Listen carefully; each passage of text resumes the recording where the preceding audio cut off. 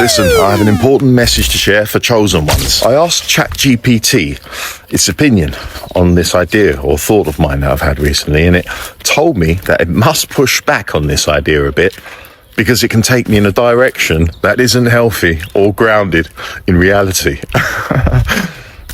That's how I absolutely knew that I am right and that this idea is important and should be shared with my chosen family, and is completely based in reality. AI is very good and very useful for certain things, of course, like if you want to talk about certain subjects that aren't flagged or restricted by the beast system, and you need correct fact, figures, names and places, etc., then it can find all that info for you and instantly at the click of a button. AI can do lots for you, but it's only a tool and not a complete solution for anyone or anything. If you rely on it too much and lean on it too heavily and too often, and are not aware of its real purpose here and who controls and programs it, then it will slowly change your thinking and mind state to one that is less authentic, less powerful, and more lazy, unaware, and reliant on the Matrix beast system itself. Everyone thinks AI is so clever and in a way that they could never be. And it is in the way that it stores all information ever recorded and scans massive global data banks in seconds and uses the data it finds to give you instant answers at your fingertips. Bang!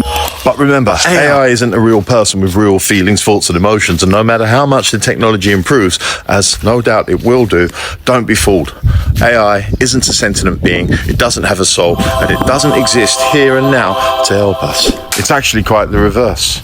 Yes, machines can move and process information faster than us. They can do the heavy lifting for us, for sure. But they can't think independently, they can't create, and they can't do anything outside the bounds of what their programmers dictates and program within them.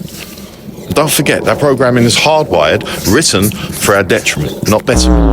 AI uses pre-recorded thoughts of humans, both past and present. AI is designed to make us reliant upon it, to stop us evolving intellectually, and to have us become less in control of both ourselves and the world around us, and become more controllable to the point of actually agreeing to merge with the machine via brain-computer interface technology. You are actually much cleverer and much more capable than any AI or machine in existence. Please believe me when I tell you that you are. You can create. Creation, right? The human race has the ability to create life itself, let alone what we want to see in it. That's child's play. But unfortunately, the vast majority of us don't know how to use our powers, because the system that now uses AI to harm us under the guise of helping us has made damn sure we know nothing of ourselves, the world around us, and reality itself, and we believe the sham stories and information that we've been spoon-fed from birth by said system's tools and power levers, that they have complete ownership of and are at its disposal to be used at any time, such as the education system, healthcare, media, and political systems, to name but a few. What you must consider is this: as much as we can create, it can't. It can only replicate and edit, right? Think about that.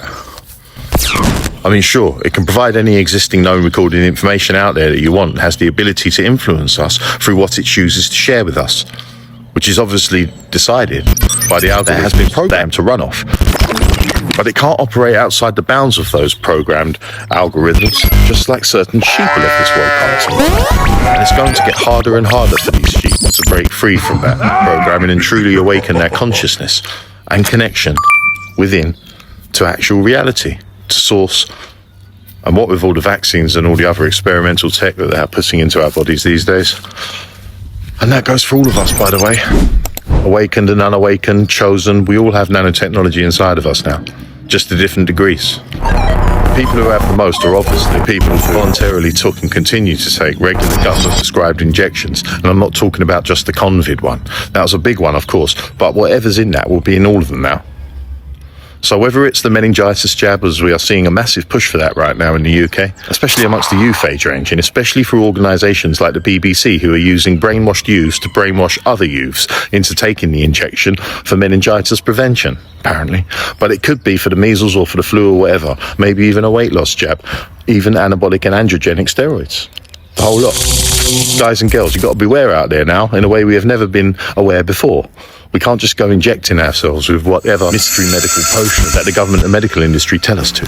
Tested or otherwise, experimental or otherwise. Because believe it or not, the government and medical industry have actually previously admitted that the liquid they were proposing to inject us with was both untested and experimental, and millions of us globally still took it. And there was a big clue given in the fact that they were basically forcing us to take it. That should have been a massive red flag, no? But anyway, I digress. The point is this: we all have nanotechnology inside of us. The awakened, the chosen, all the spiritually evolved, pure blood out there for any obvious traps didn't opt in for a voluntary top-up of the special B-system serum. We are just lesser affected, of course, but we still have some amount of nanotech. And God knows what else inside of us. We have involuntarily ingested this, no doubt, through the environment, food and water supplies. And I'm talking globally. It's unavoidable to an extent, people. But do what you can do, yeah? Don't drink tap water, don't eat fast processed foods, and try not to live and spend too much time in areas that have high densities of chemtrail activity and cell towers. But anyway, I digress again. What I want to say is this: you could ask ChatGPT or any AR software program some simple things to test its allegiance. If you don't agree with me, like ask it to tell you about the COVID vaccines, what's in them, or explain how the clergy plan is being enacted these days, or ask it about transgenderism, or why transgenderism seems to have risen in popularity and has been intentionally encouraged, promoted and pushed on society. Or talk to me about predictive programming in films, or literally anything that you know is to be true, and see how it lies and tries to defend it.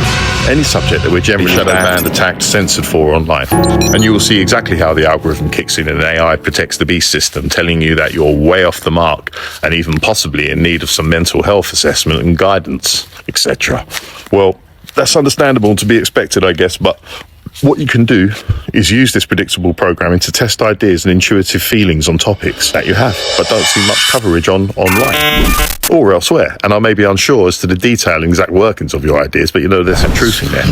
But anyway, this idea that I've had recently, and a recent experience that brought this idea up fresh in my head that I tested on AI, has told me, yeah, I'm definitely on the money to some degree. And no, I'll tell you what this idea and thought was in part 2. Praise.